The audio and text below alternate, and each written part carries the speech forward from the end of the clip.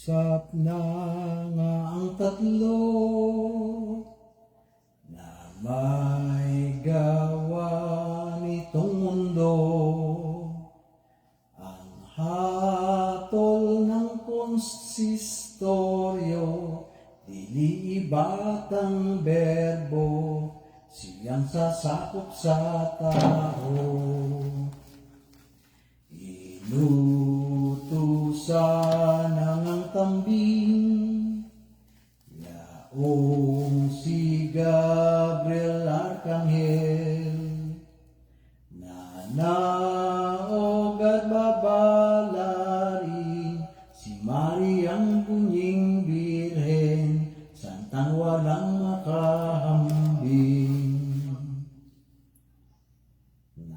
Nanaog na kapagkuwang Arkanghel na inutusan, Titi na di ano lamang, halos hindi matitigan sa laking kaliwanagan.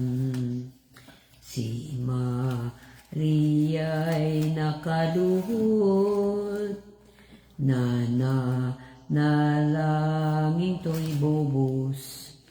Siya nangang pagpanao, at sa oratoryo'y naso, anghel na sugo ng Diyos. Ito ang ipinagbadya, Ginoong Maria, napupuno ka ng grasya, bukod na pinagpala ka sa tanang babaeng iba. Nang ito ay mapakinggan, niyong birheng matimtiman, aga siyang natilihan, dim nakaimik muntiman, bating yao'y pinagnilay. Nang sa anghel na makita, na hindi tugunin niya,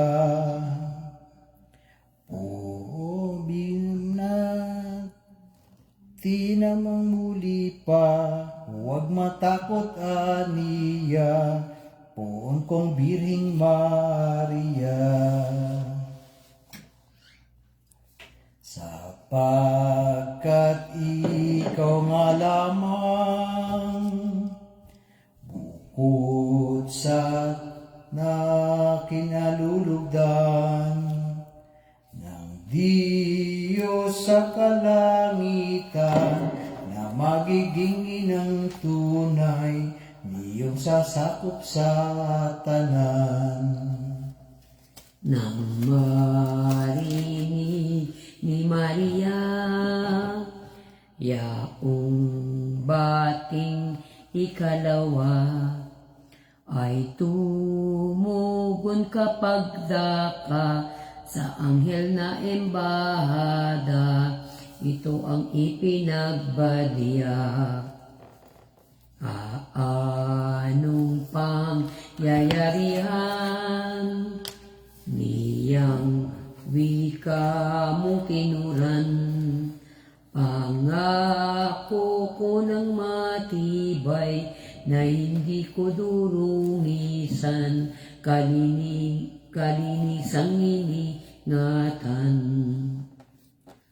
Nang matalastas ng anghel, naging sagot niyong Birhen, muli namang tinugon din ng mga wikang magaling, kalugod-lugod sa dingin.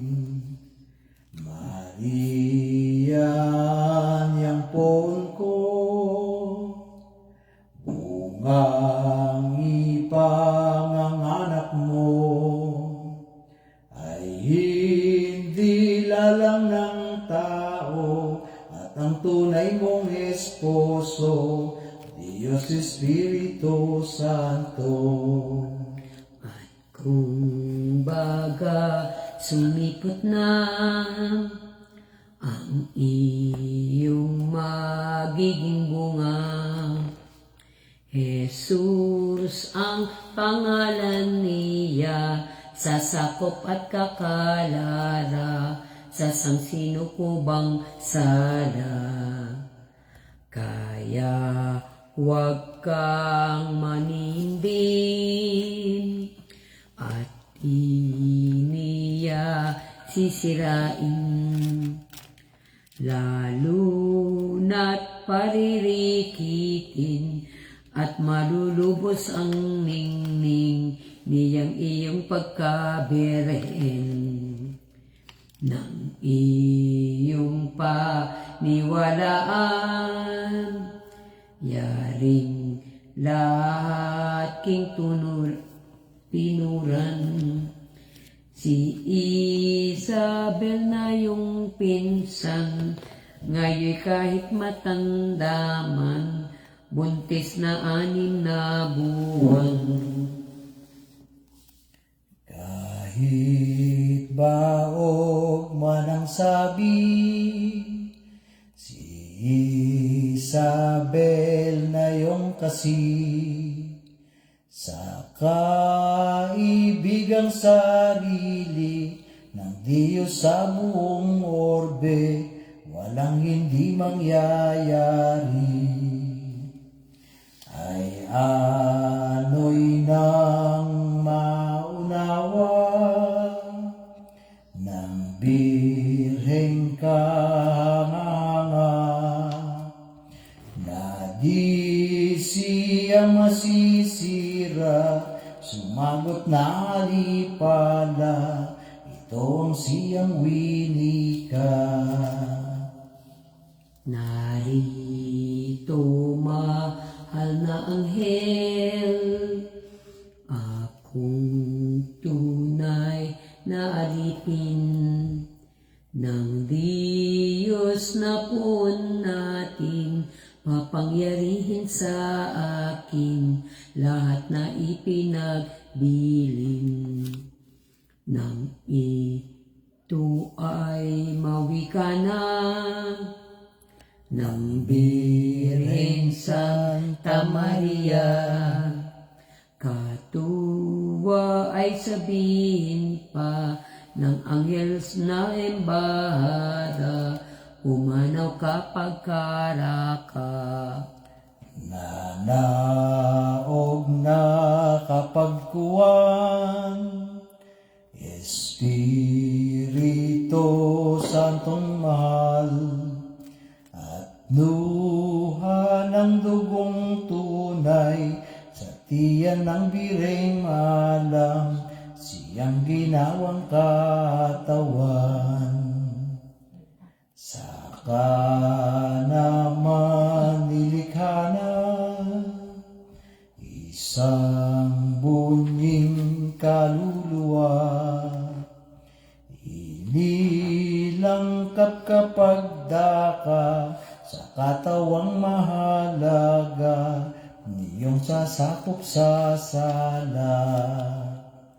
Siya ng pagiging tao, ng bunhing divino verbo, at nanaog na sa mundo, ipinaglihing totoo ni Mariang masaklolo. Nanaog ng dinaliban, tanang korong anghelikal, sinamba't pinag-awitan, itong kamahal-mahalan, Diyos sa taong ang tunay.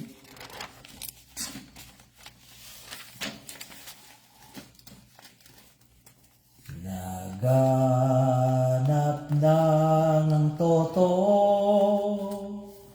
yaong mahal na misteryo,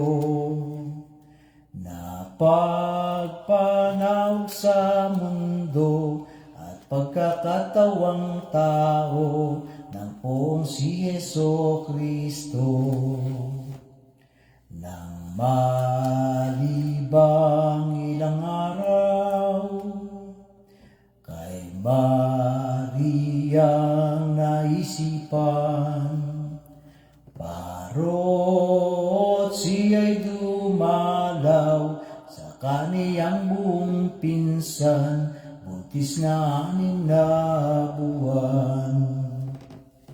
Lumakat ka pagkarakat ang puong Bihing Maria, si San Jose pang kasama at ang kanilang pinunta kabundukan ng Judea.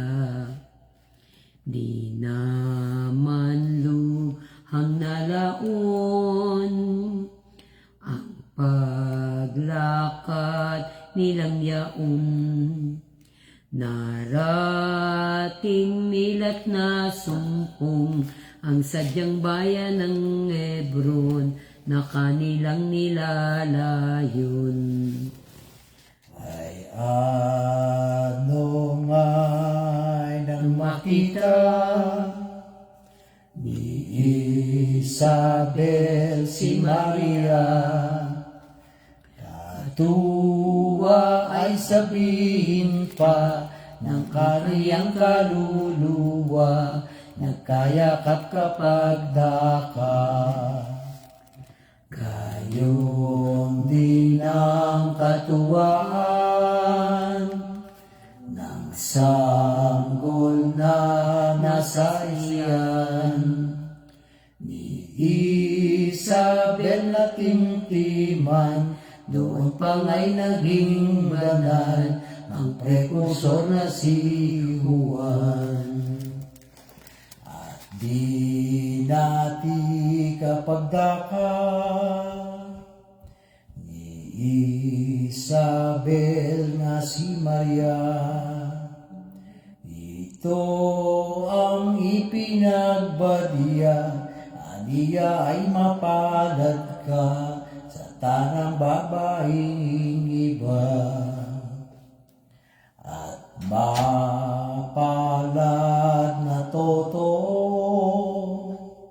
ang bungang nasa tiyan mo, Jesus, Hari ng mundo, sasakop sa madlang tao, na sa Diyos ay naghilo. Sumagot din si Maria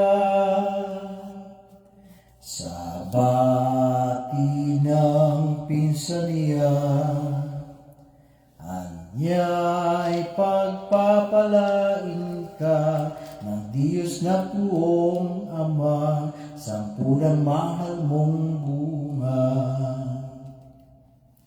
Nang ito'y maipagsuri ng inang Bihing Mariki, do'y hindi na umalis hanggang sa hindi sumapit dalawang buwang mahigit. Doon ay ang gawa lamang nitong dalawang magpinsan, mag-usap ng bilang bagay at manalangin mataman sa Diyos na poong mahal. Pumanaw na tumalis ang mag-asawang sinibig, ano'y nang sila'y sumapit doon sa bayang Nazaret, ang pagod ay di mumuntik. Nang Maging ilang buwan buwan na ang pagod Maria. Napansin kapag karaka at agad na nakilala ng sinta niyang asawa. Nang makita si San Jose, bagay ng esposang ibig, halos mawalat mapunit ang puso niya at dibdib sa laking lumbay at sakit. Matay nga niyang isipin ang kabuntisan ng Birhen. Ano pat pabaling-baling, walang matutuhang gawin ang kalooban niya't paningning. Ang kaniyang naisipan, daang huwag kagalitan. Umalis siya at nanaw, at si Maria ay iniwan doon sa kanilang bahay. Sa malaking pagbabago ng loob niya at alaala, ay naghandang umalis na, manay agad na pakita isang anghel na maganda. Anang anghel na butihin, Jose, huwag kang manindim, kay Maria ang iyong giliw, mahigit pa sa salamin ang kaniyang pagkabirhen. Ang kaniyang kabuntisan na iyong napagmasdan, hindi tao ang may lalang, Diyos ang may kalooban, na sanggol na nasa tiyan.